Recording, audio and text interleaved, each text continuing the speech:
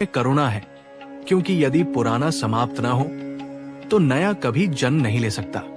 शिव को संहारक इसलिए कहा गया क्योंकि वे अंत से डरते नहीं हैं। वे जानते हैं कि अंत ही आरंभ का द्वार है। मृत्यु उनके लिए कोई शत्रु नहीं बल्कि विश्राम है।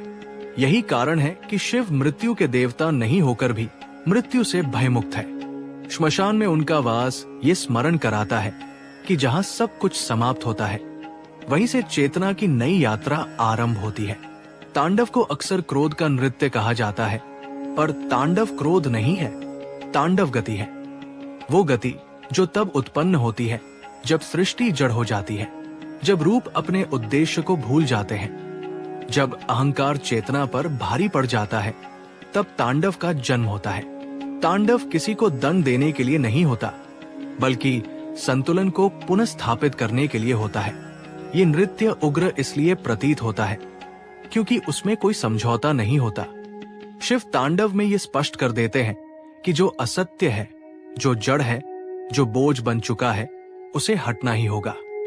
तांडव उस झंझावात की तरह है जो आकाश को साफ कर देता है ताकि फिर से शांति उतर सके।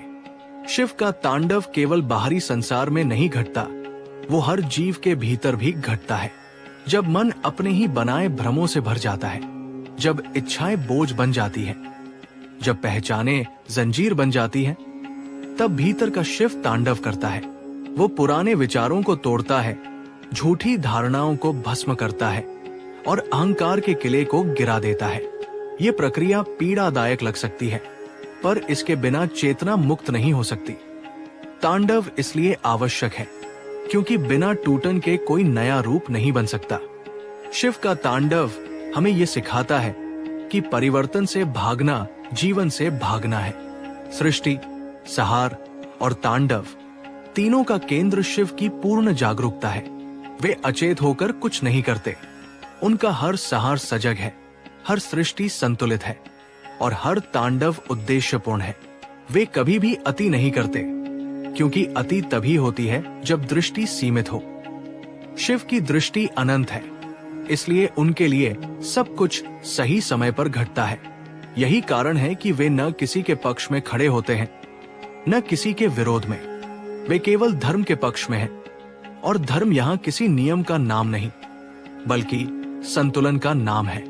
तांडव के बाद जो शांति आती है, वही शिव की वास्तविक पहचान है।